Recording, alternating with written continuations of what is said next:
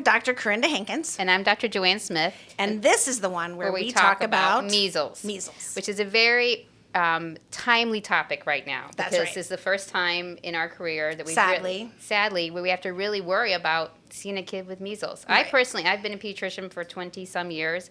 Don't do the math. And I have never seen a kid with measles. You have, however. I have. I've seen a couple kids. One, actually several, when I did some work in Africa. Right. And then one in my whole career in the last 20 years. Sorry. I know, I like to move. Sorry.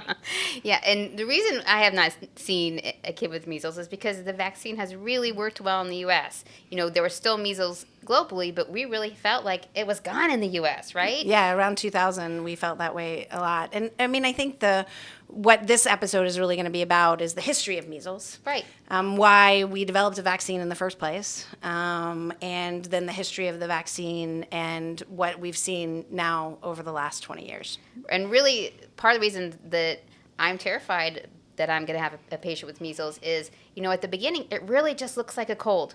Right? Mm-hmm. Just a runny nose, maybe a little eye drainage, little red eyes, but they don't look really sick for a few days. And at that point, they've already, you know, become contagious and spread it to a bunch of other people. And I'm not going to know which kids really are going to get sicker with it. Right. I mean, we talk about there's other things that you can find that can, like, signify measles, but a lot of those just don't happen in the first few days.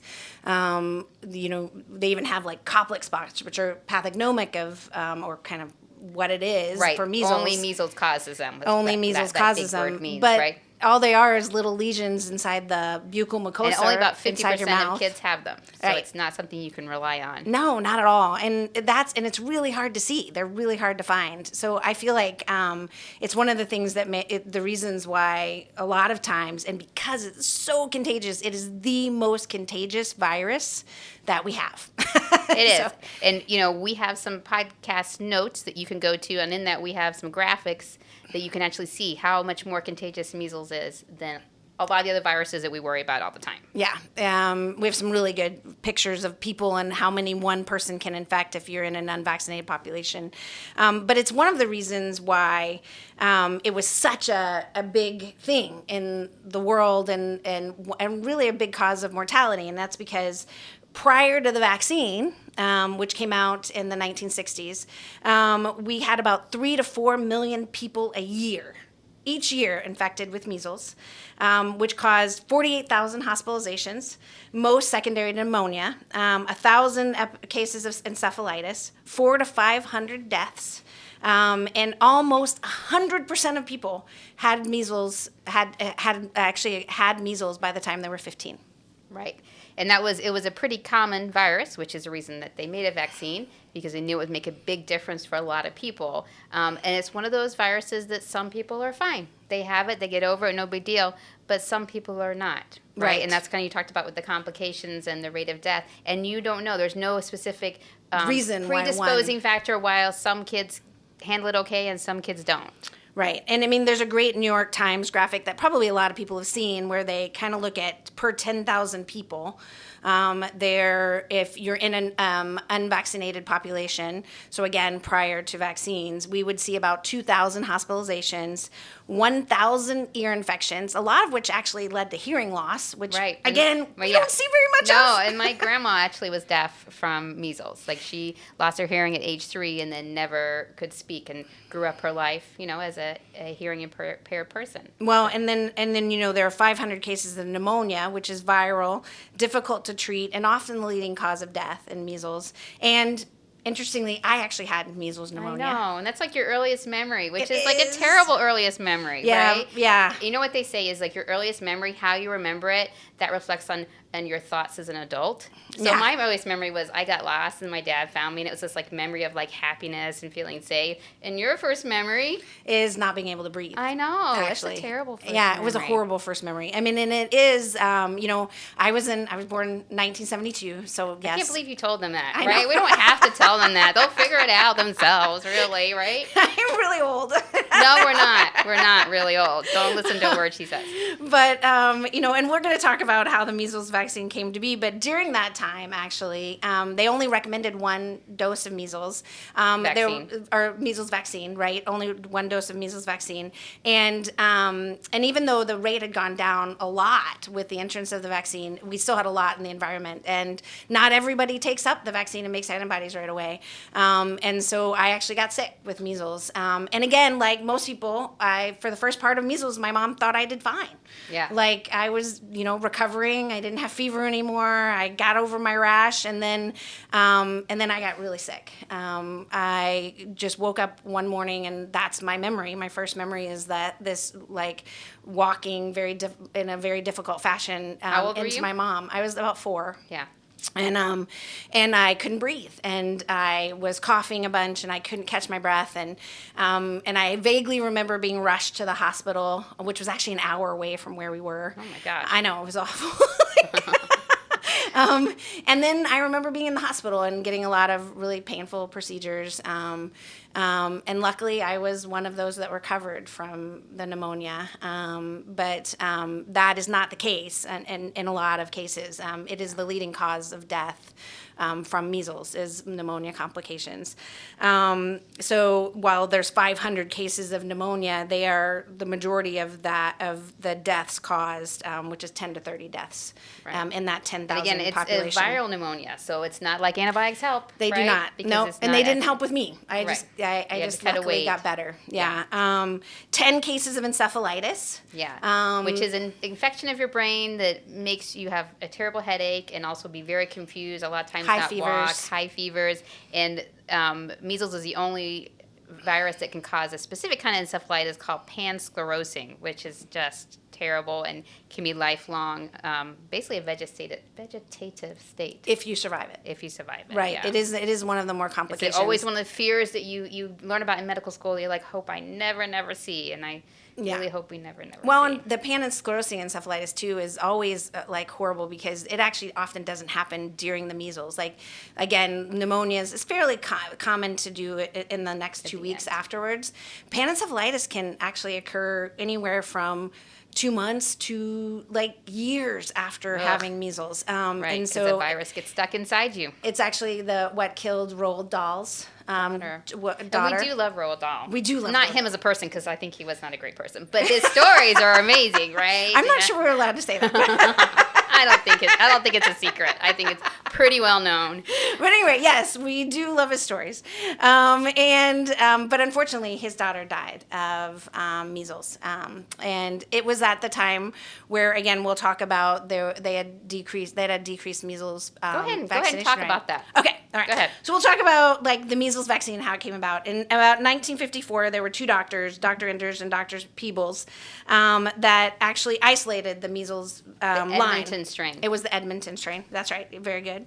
And they developed a vaccine for it. And Yes. it was in 1963 they came out with the first vaccine, and it was called a live attenuated vaccine, which means that a lot of and actually like a lot of the early vaccines, it was basically took a bit of the live virus, and then kind of made a vaccine compilation and injected it, and then we made antibodies to it. Compilation? I like compilation. That was Can we say good. that? Okay. Is that like with a montage? That's right. So, And it wasn't the 80s montages wasn't the that we 80s liked montage. so much. Yeah, exactly. But yes, it was. They put it together. They had a live attenuated vaccine, and it actually worked really well. It actually had a great antibody production. It was also pretty good. They had a pretty good amount of side effects from it. Because it caused more fevers, more illnesses around it, and so they tried to make it better. So they went with actually an inactivated version, which didn't work very well, actually, at all. And that was actually on the market between like 1963 and 1967. And so that one wasn't so great. And so they went back and they kept trying to refine the live attenuated, and they basically like added more of other things into it to make it more and more and more attenuated. So a smaller and smaller and smaller dose of the live virus. And now, with a vaccine that actually came out in 1971, That's right, the year before. Not the we were best born. year, because the next year was the best year. 1972. Yes. So obviously, but it came out a year before, and that was actually the one that is still the measles and the measles vaccine that we use now. And it actually they added in at that point mumps and rubella. And those are the two other, the two other things viruses in the vaccine. In the MMR, yes. Yeah. And we'll talk about those in more detail later. Yeah. Well, actually, we could just say quickly. This one is about the measles. I know, but we have to say why, because I don't think we're going to talk about mumps specifically. Probably not. Yeah, mumps is a pretty mild disease for most people, but if you're male and you get it, there's a good chance that you could end up being infertile. And it was actually the major cause of infertility prior which is a to real the reason MMR vaccine. that we vaccinate for it. And then rubella is not a big deal. I had rubella, like German measles is what it was as a kid.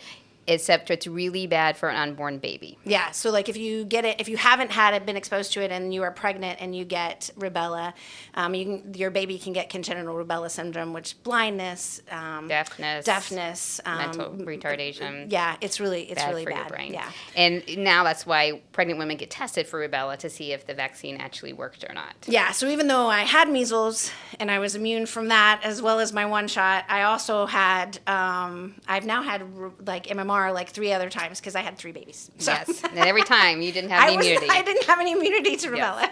Yes. So then in 1989 is when they started realizing that from the one vaccine of MMR, most people needed a second one to have protection. Right. And so they started adding that everybody has a 2-dose. A 2-dose series. That was 1989.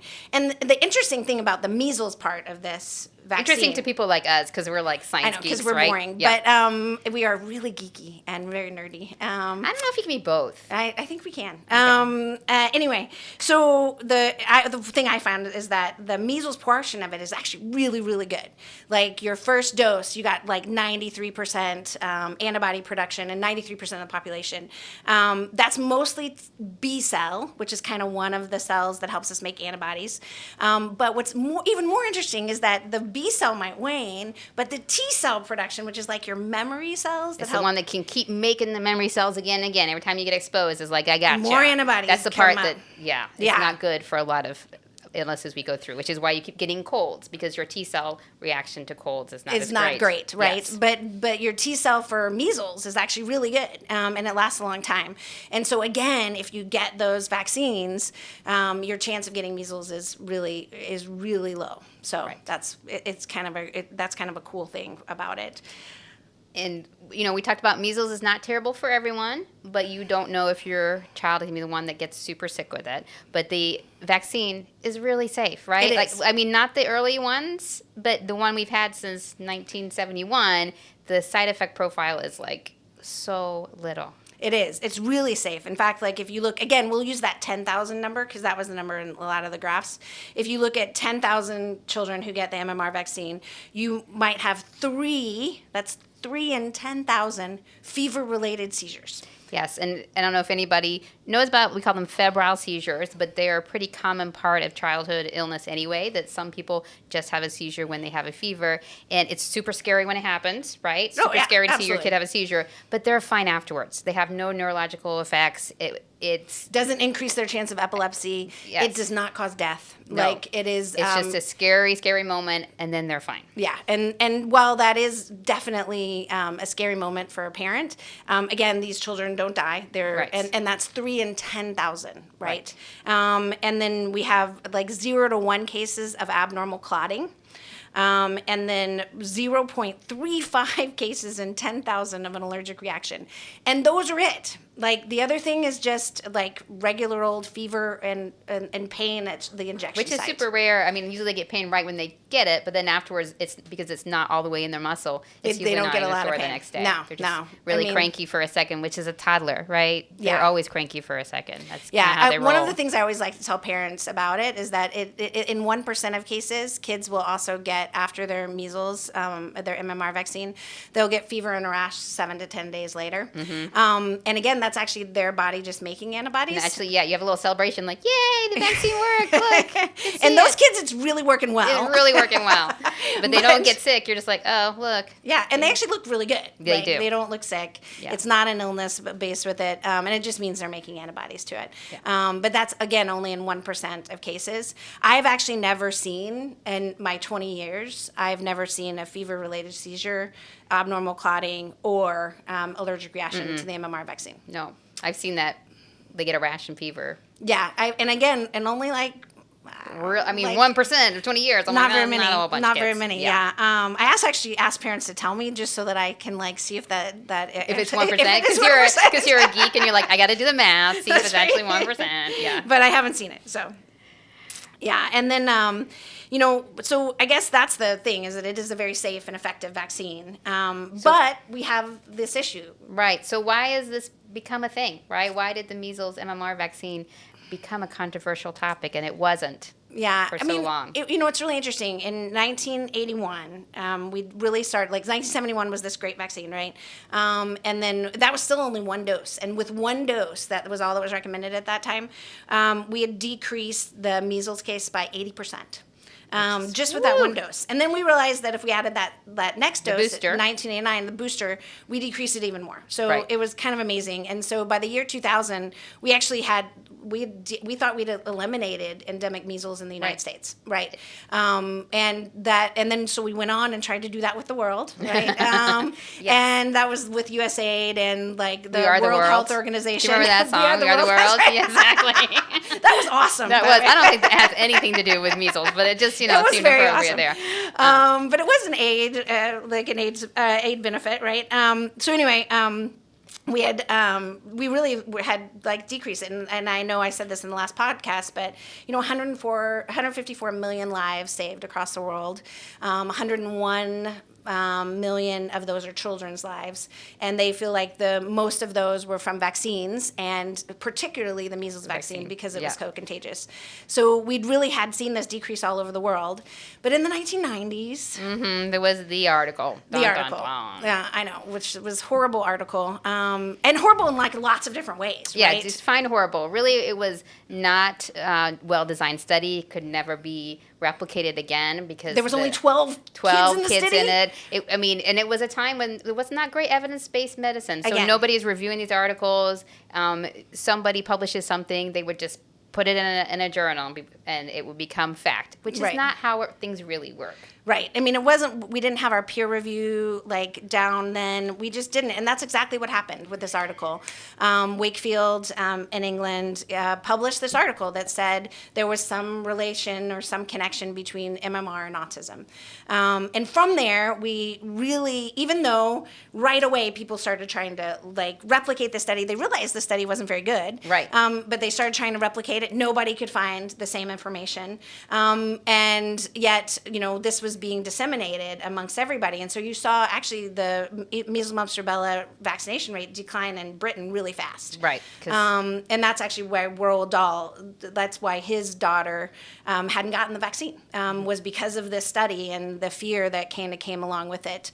What is, interesting and even more sad is that not only could nobody actually replicate the study, but then they found out he just lied about it. Mm-hmm. Like, he made the study up. Yes, he was being paid by people that needed him to find certain results. Yes, and he found them. Yeah. And he made a lot of money. The people he was working for made a lot of money. And sadly, a lot of people died. Right. And so we saw really the first start of decline of vaccination, and for the first time in the history, people not trusting vaccinations. Right. Because prior to that, vaccines had only been seen to save lives. And kind of part of the reason that people grabbed onto that study was there was a lot of more people being diagnosed with autism. Like I said, we talked about that in our last podcast. Like, we were starting to diagnose autism more because we were actually talking about it, and conditions that had kind of been ignored before or mislabeled were actually saying, you know what, these kids are on the spectrum. And so those families were looking for why is this happening? And so it was a thing that people could latch onto. Oh, that's the reason. Right. But we know now that's not true. It's not true. And in fact, over 25 different studies with over 600,000 as opposed children, to 12 people, As right? opposed to 12. 600,000 children in these studies. Some really great ones out of Denmark, who they have this amazing population-based health system with an incredible database, which just show that there's absolutely no connection between any vaccines and autism, but very particularly from the MMR vaccine and autism. Should we talk about the Samoa incident? Yeah. So this is like a really sad story. Prepare yourself. It's a very sad story. In 2019, in America Samoa, there was a vaccination drive, essentially, right, where they were vaccinating kids against MMR, and actually because their vaccination was actually lower. Was actually low to start with. Yeah. And the way when vaccination drives happen, especially not in the U.S., they have like these things called multi-dose file, where it's a bunch of doses together that you take a dose out and you add, we call it diluent, which is like water, kind of like saline water, just so it's more volume. So when you put it in as a vaccine, like it actually can go in. Unfortunately, there were some medical people, they mixed it wrong. Instead of putting the diluent in there, which was a clear fluid with nothing in it, they put an anesthetic in there, and 2 kids actually died from the vaccine. Not from the measles part, but from what someone mixed it with. But then that created this big scare where nobody wanted to do the vaccine because these 2 kids died from getting the vaccine, whereas they absolutely didn't die from the vaccine. They died from the medical error that occurred with the vaccine. And unfortunately, some organizations kind of stepped in and said that it's all the vaccine. And vaccines rates went from already low to plummeting. They went down to lower than 50%. Which is probably why their death rate was a lot higher than is expected with measles, because already there was not great immunity in the community, so there was already measles out there, and now we're a bunch of kids who had no protection at all. Yeah, and so there were actually 5,700 cases of measles. Which I don't know what the population is there, but it's not really high. It was really horrible. And they had 83 deaths, mostly in children. Yeah. And that was in 2019. Right. And, the sad part about that is that actually a lot of that information didn't get out, because what happened right after that? Yeah, let's not talk about that. That's another podcast for another time too, right? I mean, this wasn't even talked about. And if you look now, where our measles outbreaks are again in areas that are only under vaccinated. Right. That's really where we see measles outbreaks. And we have several of those areas across our country. Again, a lot from this misinformation that's out there, or a narrative that's really not accurate. And we are seeing our own measles outbreak, the biggest that we've had in over a decade, and our first childhood death in over a decade from measles. Yep. Which makes we just talked about it, just makes our heart hurt so much. My heart hurt because, again, that's the whole reason we went into pediatrics, is to keep kids healthy and safe. And I know we have this amazingly effective way to prevent measles, and we're not utilizing it in every situation. And I just read an article where they talked to the parent of the child who died, and they said they didn't get the vaccine because they'd heard all this bad stuff was in it. Right. And there isn't any bad stuff in it, right? And that child didn't need to die, and other children didn't need to get sick and get hospitalized. They didn't need to feel like I did, where I couldn't breathe. Right, and that's people say they don't want to vaccinate because they're not natural. Well, not everything natural is good, right? Poison is not good. Death is not good. And so much of this is trying to prevent kids from dying. Right? That's what it's about. Because there really is no treatment for measles, right? There's what we call supportive care, which just means if you need oxygen, we give you oxygen. If you're dehydrated, we give you IV fluids. It doesn't treat the disease. It just maybe helps you to see if your immune system can fight it off. And we know the younger you are, the less chance you can fight it off. Right. Vitamin A. Let's talk about vitamin A. Okay, yeah. So it's a lot of things coming out there that they're like, oh, vitamin A is gonna fix you, and it's all based actually on a really good study that is a world-based study, where they found that in those populations in the world where you are truly malnourished, Sub-Saharan Africa, places where you are truly malnourished, vitamin A, if you supplement that, actually can be helpful in people who are known to be vitamin A deficient, which is not in the U.S. So vitamin A is one of those we call fat-soluble vitamins. So we call them ADAC vitamin A, D, E, K. There are parts of the country that call them CADE, call them DEEK. You just spin it around however you want to do the acronym.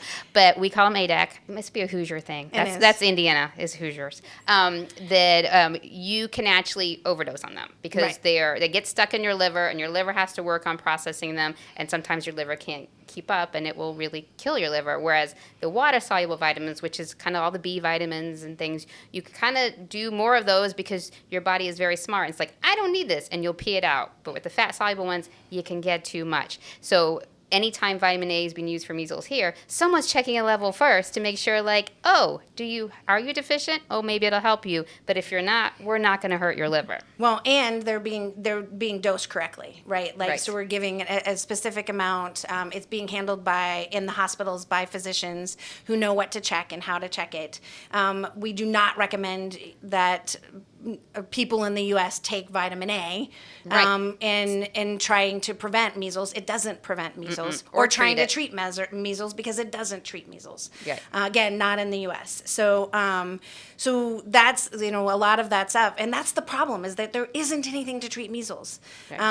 And our best way of treating measles is really preventing it. Right. And that's why the really safe and effective vaccine is the best we have, which is, brings us to the last thing, because, and I've already had a lot of questions about this. Yeah. And I'm sure you have too. What is up to date with vaccines, right? Like, what do we need? And so usually MMR vaccine is given at age 1 and 4. Right. And we give it at 1 because that is the youngest that we know it's going to be the most effective. Like, it can be given before then. We can give it at 6 months. So when we have people who do international travel to measles-prone area, we give it to them sometimes. But we know that it's not going to be as effective until we wait till 1. And then at 12 months, it's like 93% effective, which means that out of 100 kids, 93 are going to get some immunity. And then we give a second dose at 4 to 6 because we know waiting that long is going to give you lifelong protection. Yeah. And that's, again, that both B, but also T-cell immunity that we get with that.